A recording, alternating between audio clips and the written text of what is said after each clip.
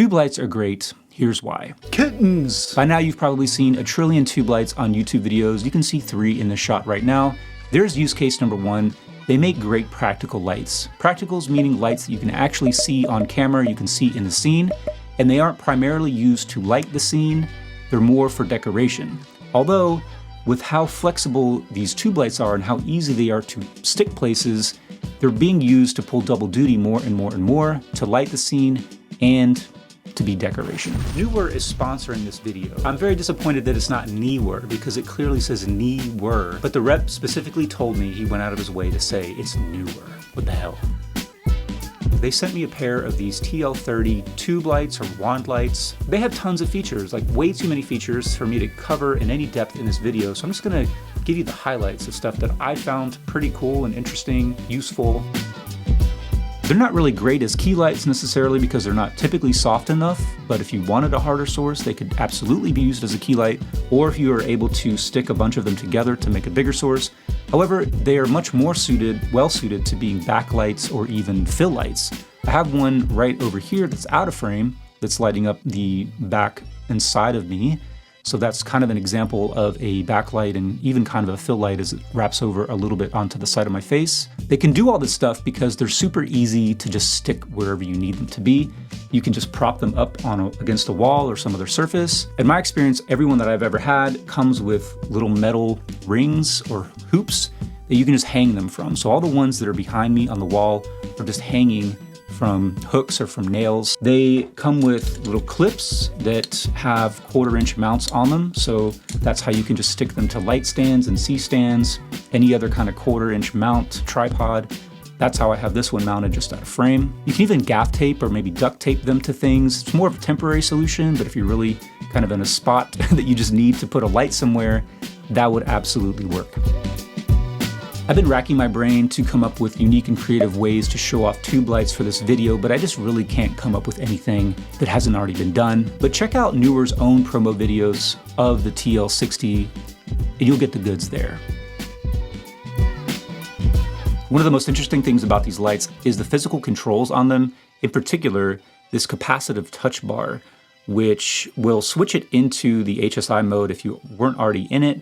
And then just by dragging your finger or your thumb across it, you can select all of these different hues. It can be a little bit annoying if you grab the light and then touch the capacitive touch bar. You're going to switch it into HSI mode and it's obviously going to select whatever color you touched, but there is a lock button that will keep that from happening. So if you don't want to use this capacitive touch button, or if you have it all set up, whatever, and you're done with it, then just lock it and then it won't have that issue. The mode button obviously cycles through all of the different modes. You've got the pixel mode, RGB CW, the gel mode, CCT, HSI, the effects mode, etc., etc. You can cycle through the different options using a combination of the saturation slider and this other button, which will go to the different options as well, or cycle through the different parameters or give you access to the different parameters. It's easy to navigate and understand what's going on. I really appreciate that because I don't always want to go into the app. So it's nice to have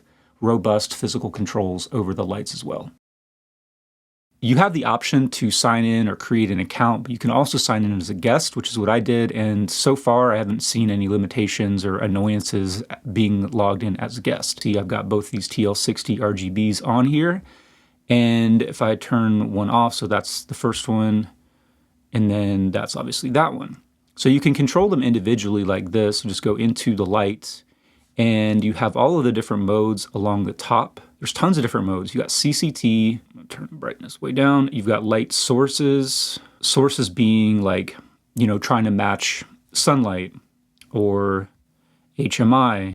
All right, so we've got HSI mode, which I'm sure you've seen this. There's so many HSI lights out there. This allows you to select all of these different hues that are represented by like essentially angles of a circle from 0 to 360 degrees. You've got, you know, brightness slider, you've got the hue, and then you've got a saturation control. If you also drag in towards white, then you're becoming less saturated. Obviously, the further out you go, you're completely saturated. And then RGB is essentially the same thing, but just a different way to control. You can basically add or subtract red, green, and blue to get the hue that you're looking for. They've got a ton of gels. If you are trying to match tungsten lights on a set and with gels, and you want to match those, then you have a ton of different gel options from Roscoe and Lee. It's also useful, I find, if you're not even trying to match tungsten lights or something on set. It's just a nice way to come in and find a cool hue that you might want to use just in isolation. Okay, so the picker is how you can just grab a specific hue. RGB CW is RGB plus cool white and warm white. So just an even more, I guess, flexible and fine-tunable control than just regular RGB mode. The FX Pix is a way to just kind of like utilize like all of the different color possibilities and sort of cycle through them in different ways. You can select different colors that you want it to cycle through. That's just kind of a taste of all the different things that are in the app. It's extremely full-featured, like way more things than I would ever actually use, but it's nice to have them. And you can see here that you have control over each of these individually, but you can also group them. And when you go into the group control, then you can control both of them.